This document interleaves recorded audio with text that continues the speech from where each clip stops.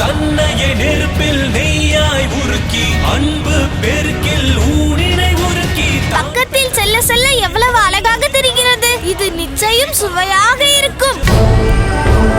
இந்த சூரியனின் சக்தி தெரியாமல் வருகிறார்.